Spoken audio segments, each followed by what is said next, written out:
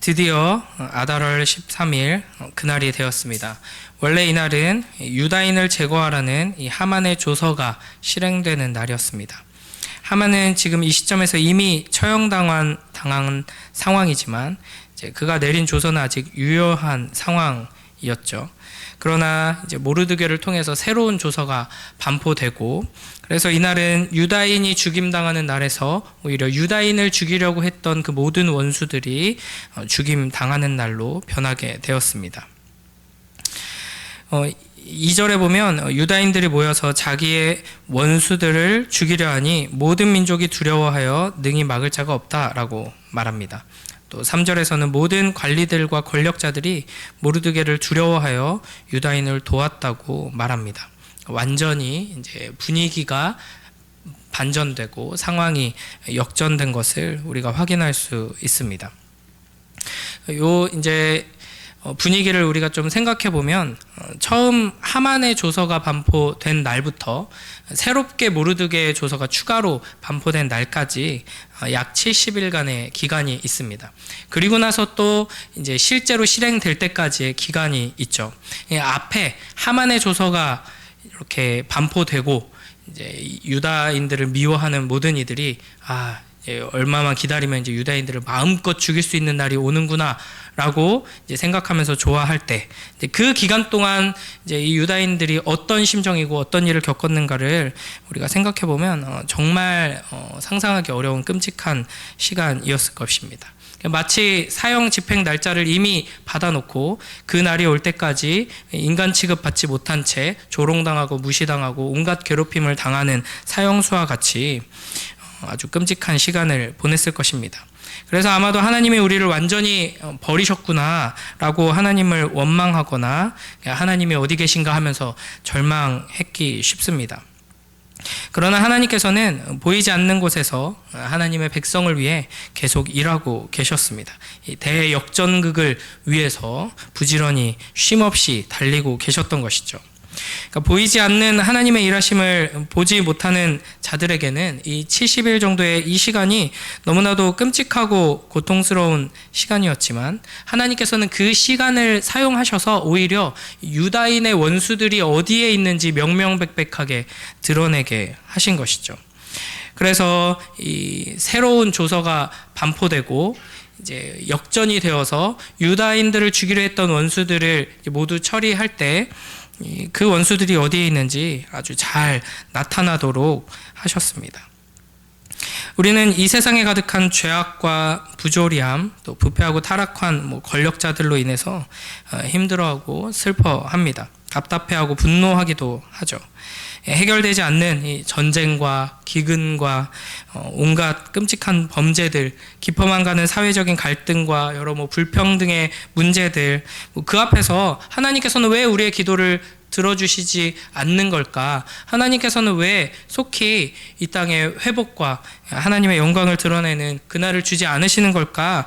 이렇게 원망하기도 하고 두려움에 빠지기도 합니다. 그러나 우리는 어떤 상황 속에서도 믿음의 눈을 들어서 이 모든 역사를 주관하고 계시는 여호와 하나님의 그 능력의 손을, 다스리시는 손을 볼 수 있어야 할 것입니다. 하나님께서는 결코 이 악한 세대를 그냥 내버려 두지 않으시고 심판하실 것이고 놀랍게 역전시키실 것이고 결국에는 온전하게 회복시키고 완성하실 것입니다.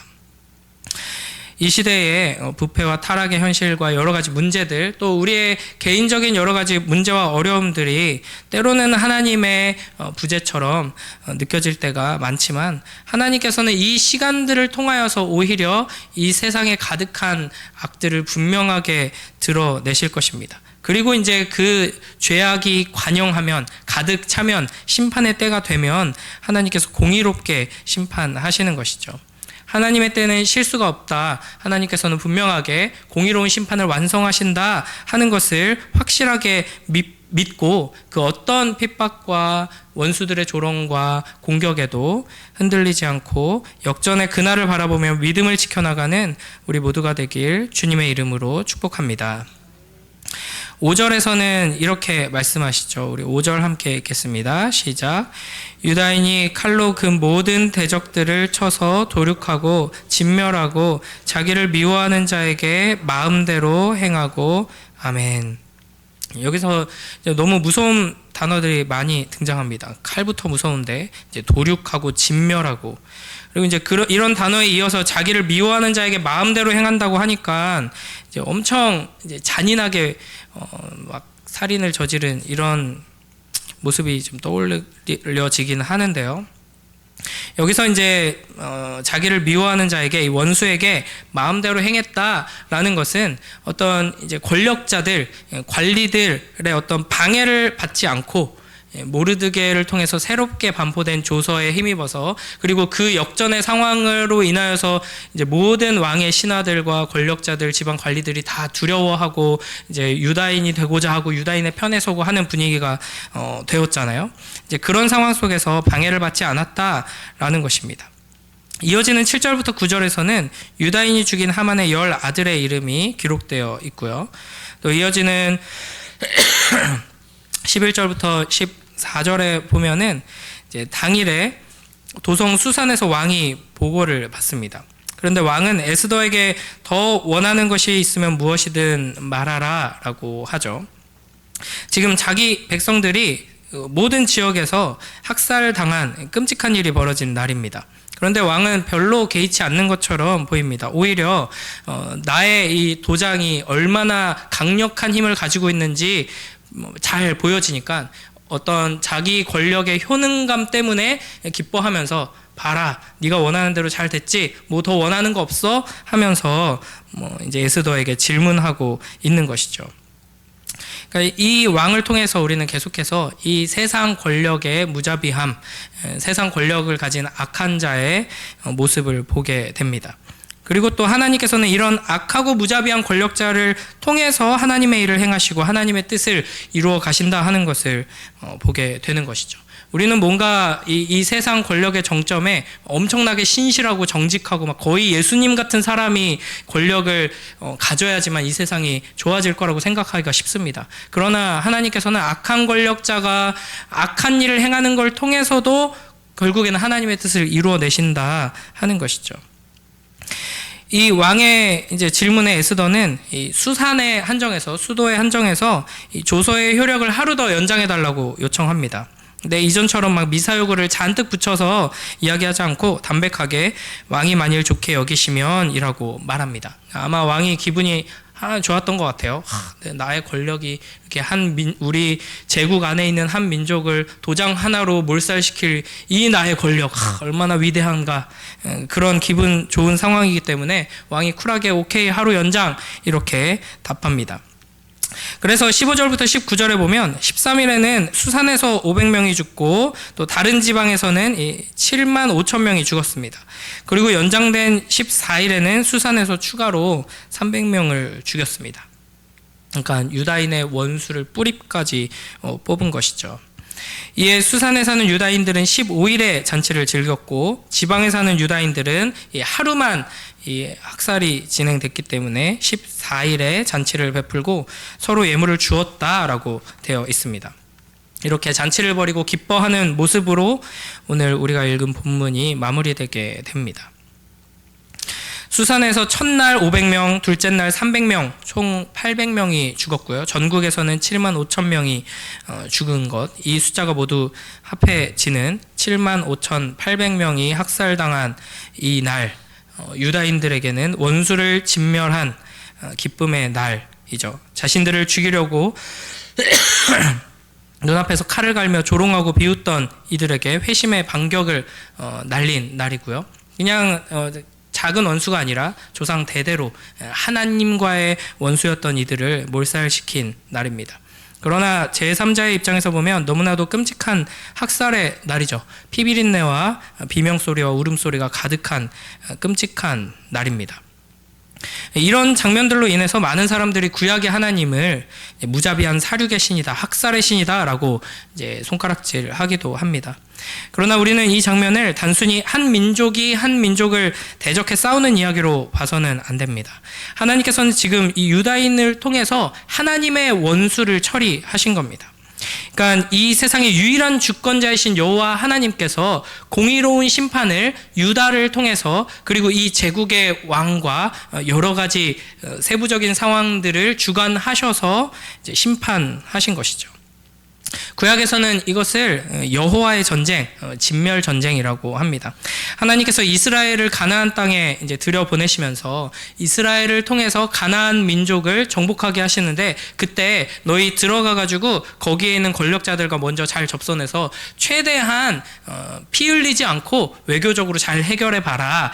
나는 평화의 하나님이고 사랑의 하나님이다. 이렇게 하지 않으시고요. 드디어 가나안 땅 민족들의 죄가 가득 찼다. 심판의 때가 왔다. 너희가 가서 모든 생명을 다 진멸시켜라 라고 명령하십니다. 그러니까 이 이스라엘의 하나님이 아주 잔인한 분이시기 때문에가 아니라 주권자이시고 심판해 주시기 때문에 심판을 행하시는데 이스라엘을 통해서 행하시는 것이죠. 그래서 지금 오늘 에스더서에서 보는 이 장면 또한 단순히 끔찍한 학살의 장면이 아니라 하나님의 심판이 이루어지는 장면입니다. 끔찍하긴 끔찍하죠. 이거를 이제 하나님께서 허락하신 일이라고 해서 피비린내 나는 이 장면을 우리가 19금 처리하지 않고 그냥 평화로운 장면처럼 봐서는 안 됩니다. 매우 끔찍하고 소름 끼치는 장면인데, 이걸 통해서 공의로우신 하나님의 심판이 얼마나 무서운가를 우리는 알아야 하는 것이죠. 그래서 이걸 이제 우리가 어떻게 확인할 수 있는가? 10절 뒷부분에 보면 그들의 재산에는 손을 대지 아니하였더라 라고 되어 있죠. 15절 뒷부분에도 그들의 재산에는 손을 대지 아니하였고 되어 있습니다. 16절 뒷부분에도 그들의 재산에는 손을 대지 아니하였더라 라고 되어 있습니다. 일반적으로 그냥 원수를 갚는 일이었다면 가장 큰 복수는 그들의 생명을 빼앗을 뿐 아니라 그들이 가지고 있던 모든 권력과 재산을 빼앗는 거죠. 사실 이 세상에서 이루어지는 모든 분쟁과 전쟁, 특히 이제 고대 사회의 이런 전쟁의 핵심은 재산을 빼앗는 것, 전리품을 취하는 것입니다. 그러나 유다인들은 이 아말렉을 멸절시키면서 이상하게도 재산에는 손을 대지 않습니다. 이것이 단순히 자신의 원수를 갚는 것이 아니라 하나님의 원수를 향한 공의로우신 하나님의 심판을 시행하는 것이기 때문입니다. 여호와 하나님의 전쟁, 거룩한 진멸 전쟁이었던 것이죠. 에스더서 시작부터 이 아말렉은 악의 세력이고 하나님의 원수, 하나님 백성들의 원수라는 것을 이 하만을 통해서 계속 강조합니다. 하만이 이 사울 시대 아말렉 왕 아각의 후손인 아각 사람이다 하는 것을 이제 반복해서 소개하면서 강조하는 것이죠. 그런데 이 사무엘상 15장에서 사울 왕이 이 아각을 향한 하나님의 심판을 수행하도록 부름받았는데 거기서 실패했고, 그로 인해서 지금 이 에스더서에 이런 여러 가지 이야기들이 벌어진다 하는 것을 에스더서를 시작하면서 나타냈고요. 결국에는 그 하나님의 심판이 시행된다 하는 것을 우리가 확인하게 되는 것입니다. 그렇다면 우리는 이 끔찍한 학살의 장면을 통해 어떤 교훈을 얻고 어떤 결단으로 나아가야 하는가? 우리도 하나님의 원수들이 이제 우리의 손에 이제 죽어 나가는 그날을 꿈꾸면서 어떻게든 막 이 세상에 가득한 악한 이들, 하나님을 대적하는 이들, 막 이단들, 타종교인들, 막 무신론자들, 내가 이제 칼을 갈리, 우리나라도 빨리 총기 합법화가 돼서 게임으로 막 사격 연습하다가 그날이 되면 내가 다 쏴 죽이고 막 피비린내 나는 영광의 날, 그렇게 하라는 게 당연히 아니잖아요. 여기서 우리가 착각하지 말아야 할 게, 우리는 유다인이고 저들은 아말렉이다 이렇게 생각하기가 쉽습니다. 그러나 사실 여기 이 장면 안에서만 봐도 유다인이랑 아말렉인이랑 공의로우신 하나님 앞에서 차이가 있나요? 사실 없습니다. 다 하나님 앞에서 신실하게 서 있던 민족, 신실하게 선 사람은 없습니다. 그럼에도 불구하고 하나님께서는 유다인을 선택해 주셨고 그 언약 안에서 하나님의 백성 삼아 주신 것이죠. 그리고 그 자격 없는 유다인을 통하여서 하나님의 공의로운 심판이 이루어지게 하십니다. 그러니까 사실 우리도 하나님의 공의로운 심판 앞에서 이렇게 심판받아 멸망당해야 할 존재들입니다. 그러나 하나님께서는 그 피비린내 나는 소름 끼치는 무서운 심판을 우리에게 내리지 않으시고 우리 주 예수 그리스도께 그 아들에게 내리셨습니다. 그 믿음 안에서 주님을 붙드는 여호와 하나님을 붙드는 이들은 영원한 심판에 처하지 않고 오히려 그 심판에 참여하는 자, 하나님께서 공의로운 심판을 영광스럽게 내리시는데 그 판결에 참여하는 자로 아들로 이렇게 함께 주님의 보좌에 앉게 되는 것입니다. 그러므로 우리는 이제 어떻게 해야 하는가? 하나님께서는 여전히 우리를 거룩한 전쟁으로 부르고 계십니다. 그러나 너희 원수들을 너희가 칼로 총으로 막 이렇게 학살할 그날을 너희가 줄 테니까 조금만 기다려라 라는 방식으로 우리를 부르지 않으시고요. 우리 안에 있는 이 죄와 먼저 싸우게 우리를 부르십니다. 이 시대를 사는 우리는 원수를 진멸하는 혈과 육의 싸움이 아니라 십자가의 사랑으로 승리하는 영적 전쟁으로 부름받고 있는 것이죠. 그래서 사도 바울은 우리의 씨름은 혈과 육에 대한 것이 아니요 정사와 권세와 이 어두움의 세상 주관자들과 하늘에 있는 악의 영들에 대함이라 라고 말합니다. 영원한 하나님 나라, 거룩한 하나님 백성을 위한 이 전쟁에서 지지 않기 위해 전신갑주를 입으라라고 말씀하시죠. 그러니까 싸움이 끝난 것은 아닙니다. 여전히 우리는 치열한 영적 전투의 자리로 부름받고 있습니다.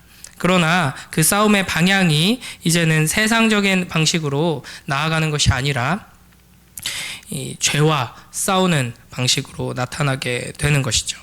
그래서 그 예수님께서는 예수님을 영접하지 않는 사마리아 마을에 하늘에서 불을 내리고 싶어 했던 그 야고보와 요한을 책망하시죠. 예수님께서는 제자들은 그렇게 한동안 착각했지만 이런 식의 거룩한 전쟁이 이제 우리의 소명이 아니라는 것을 분명히 가르치셨습니다. 우리는 검을 들고 이제 믿지 않는 이들을 개종시키거나 죽이는 전쟁을 수행해서는 안 됩니다. 지금은 이제 회개의 시간이고 은혜의 해다라는 것을 우리가 기억해야 하는 것이죠. 그러므로 우리는 이 하나님을 대적하는 이들이 얼마나 심각한 죄이며 결국에는 이 세상이 하나님의 손 안에 없는 것처럼 보일 때가 많지만 결국에는 하나님께서 완벽하게 역전시키셔서 심판을 이루시고 하나님의 백성들을 신원하실 것이다 하는 믿음 안에서, 그리고 우리가 그 심판에서 하나님의 자녀로 구원받았다 하는 그 감사 안에서 이 영적 전쟁의 자리로 나아가야 하는 것이죠. 이 거룩한 전쟁은 이 은혜의 시간 동안 잠시 연기되어 있습니다. 그러므로 우리는 더욱 절박한 심정으로 원수들을 향해 복음을 전하며 사랑으로 다가가야 할 것입니다. 이 하만의 조서 이후에 모르드게의 새로운 조서가 이제 추가로 반포되고 실제로 실행될 때까지의 기간 동안에는 충분히 이 유다인들을 죽이려고 했던, 그리고 너넨 이제 죽은 목숨이야 하면서 눈앞에서 칼 갈면서 조롱하고 괴롭혔던 그들도 회개하고 돌아올 시간이 있었습니다. 우리가 그 시간 가운데 살고 있다는 것을 기억하며 우리에게 주신 그 은혜로 복음으로 이 거룩한 전쟁에서 승리하여서 하나님께로 모든 원수들이 돌아와 엎드리도록 사랑으로 승리하는 복된 우리 모두가 되길 주님의 이름으로 축복합니다. 기도하겠습니다. 하나님 아버지 감사합니다. 이 새벽에 애쓰어서 말씀을 통하여서 공의로우신 하나님의 그 심판이 얼마나 무시무시하고 얼마나 잔인하고 끔찍한 것인지를 깨닫게 하시니 감사합니다. 그 심판의 끔찍함 앞에서 우리의 죄가 얼마나 끔찍한 것인지를 잊지 않게 하시고 겸손히 하나님 앞에 엎드리는 회개의 사람 될 수 있도록 축복하여 주시옵소서. 그 심판받아 마땅한 우리를 아버지 하나님 예수 그리스도를 통해 구원하여 주시니 감사합니다. 그 구원의 은혜로 감사하며 감격하며 아버지 하나님이 영적인 전쟁에서 승리하여 사랑으로 주님의 영광을 나타낼 수 있도록 우리를 축복하여 주시옵소서. 감사드리며 예수님 이름으로 기도드립니다. 아멘.